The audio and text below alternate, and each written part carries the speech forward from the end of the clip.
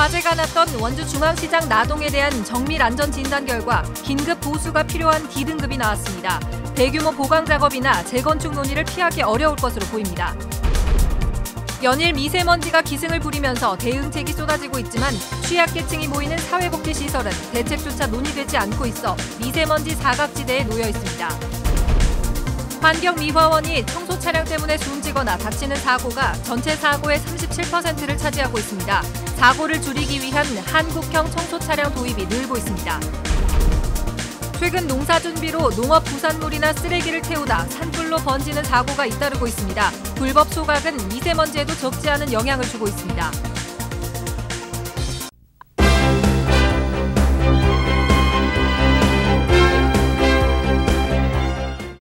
안녕하십니까. 뉴스데스크 원주입니다. 화재가 났던 원주 중앙시장 나동에 대한 정밀 안전 진단 결과 긴급 보수가 필요한 D등급이 나왔습니다. 대규모 보강 작업이나 재건축 논의를 피하기 어려울 것으로 보입니다. 이병선 기자입니다. 한 달여에 걸쳐 진행된 원주 중앙시장 나동의 정밀 안전 진단 결과가 D등급으로 나왔습니다. 5개 안전 등급 가운데 4번째로 주요 부재에 결함이 발생해 긴급히 보수 보강이 필요한 상태라는 겁니다. 지난 2017년에 실시했던 안전진단보다 등급이 하나 더 떨어졌는데 당시 4개 동 가운데 가장 양호한 점수를 받은 나동이 화재로 안전에 더 취약해졌습니다.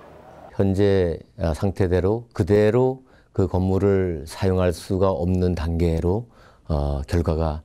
이에 따라 건물을 보강해 사용할지 허물어야 할지를 판단해야 하는 상황입니다. 건물을 떠받치는 기둥과 보 등 주요 골조가 약해져 있고 균열이나 변형이 이미 허용 범위를 초과했기 때문입니다. 하지만 점포별로 소유주가 다르다 보니 이해관계도 달라 결론을 내는 것이 쉽지 않을 전망입니다. 또 어떻게 보강을 해야 될 거며 또 보강의 비용이 어떻게 들어가냐에 따라서 또 보강보다 재건축이 더 싸게 먹히면 또 재건축을 해야 되고 이렇게 굉장히 민감한 부분이 있습니다. 원주시는 오는 13일 피해 상인 등 이해관계자들을 대상으로 안전진단 결과를 설명하고 향후 방향성에 대해 논의할 예정입니다. MBC 뉴스 이병선입니다. 연일 미세먼지가 기승을 부리면서 정부나 일선 시군마다 대응책을 내놓고 있는데요.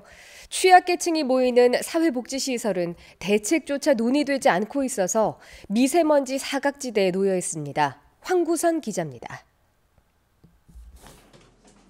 원주의 한 사회복지관에서 진행하는 방과 후 수업 시간입니다. 전국을 뒤덮은 미세먼지 때문에 하루 종일 창문이 굳게 닫혀 있지만 공기 정화 시설은 없습니다. 미세먼지 대책으로 모든 교실에 공기청정기가 설치된 학교와는 사뭇 다른 모습입니다.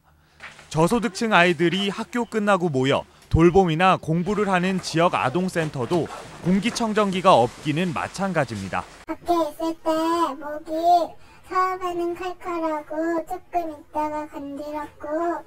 주로 미세먼지에 취약한 아동들이 이용하는 곳이지만 공기청정기 지원 대상에는 빠져 있습니다.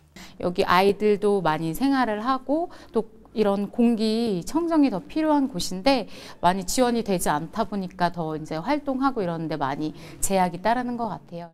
정부는 영유아나 노인 등 미세먼지 취약계층 건강 보호 방안으로 모든 어린이집과 경로당에 공기청정기를 설치한다고 밝혔지만 정작 가정 돌봄이 어려운 아이들이 이용하는 사회복지시설은 제외해 미세먼지 사각지대라는 지적이 일고 있습니다. 그 발암물질이기 때문에 특히 영유아 같은 경우에 나중에 어떤 영향을 미칠지를 예측하기도 어려운 상황입니다. 따라서 현재는 가능한 한 공기청정기를 써서 실내 공기 오염의 질을 좀 떨어뜨리는.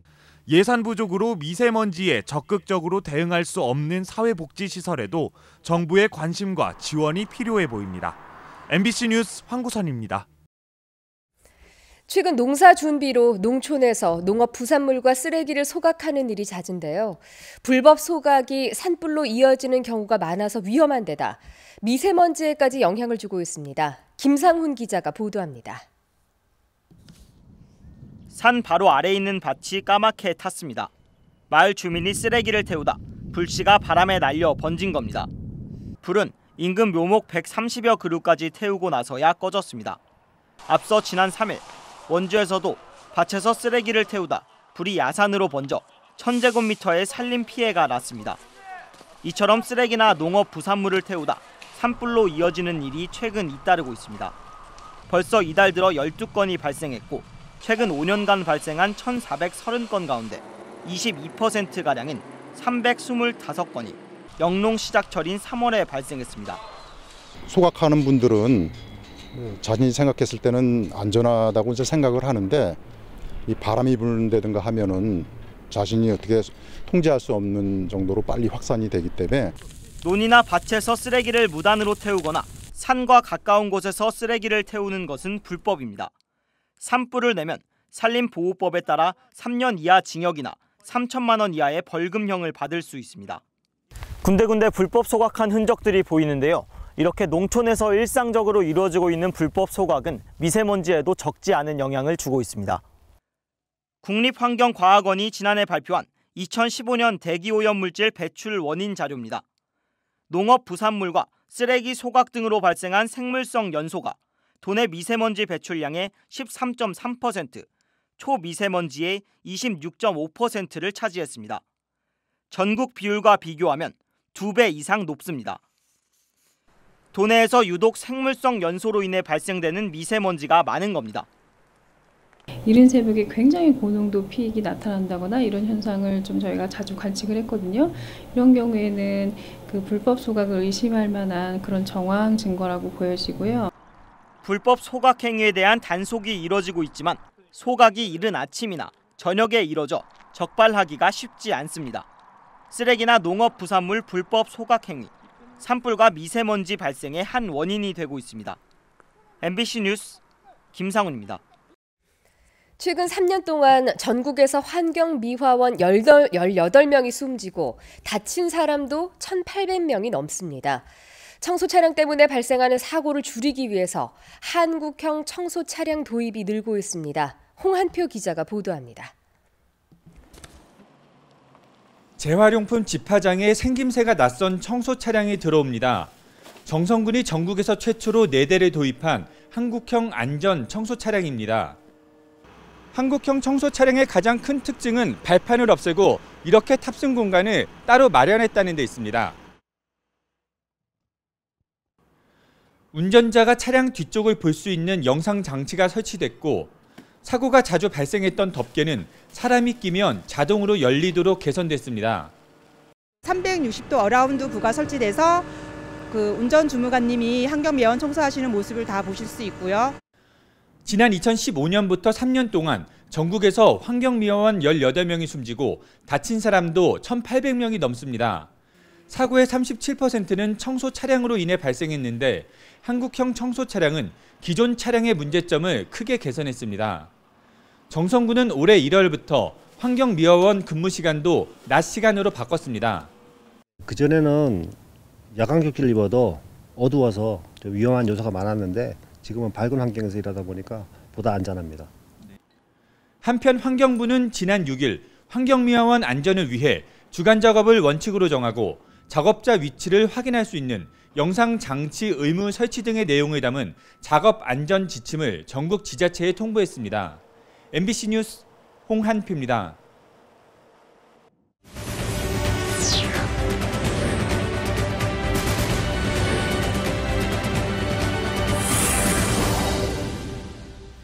강원도와 원주시 강원도개발공사가 오늘 원주 옛 종축장 부지 활용을 위한 업무 협약식을 체결했습니다. 원주 반곡동 일원 옛 종축장 부지에는 강원도에서 총 사업비 1,000억 원을 투입해 오는 2023년 준공을 목표로 대규모 다목적 공연장을 포함한 복합 커뮤니티 공간이 조성될 예정입니다. 원주시는 타당성 조사와 기본계획 수립 연구 용역을 추진 중이며 복합 커뮤니티 센터가 들어서면 인근 혁신도시 정주 여건도 크게 개선될 것으로 기대하고 있습니다. 원주시가 올해 본 예산 대비 1,123억 원이 증가한 1조 3,680억 원 규모의 제1회 추가경정 예산안을 편성해 오늘 원주시의회에 제출했습니다. 원주시는 경기 침체 해소를 위해 예년보다 3개월가량 앞당겨서 추경 예산을 올렸으며 생활 밀착형 SOC 사업과 일자리 창출 사업, 취약계층 복지 확대 등 서민 생활 안정에 역점을 두고 예산을 편성했다고 밝혔습니다. 이번 추가 경정 예산안은 시의회 상임위원회와 예결위원회의 심의를 거쳐서 오는 29일에 확정됩니다. 영월 지역에 있는 박물관과 주요 유료 관광지를 패키지로 저렴하게 입장할 수 있는 영월 투어 패스가 출시됐습니다.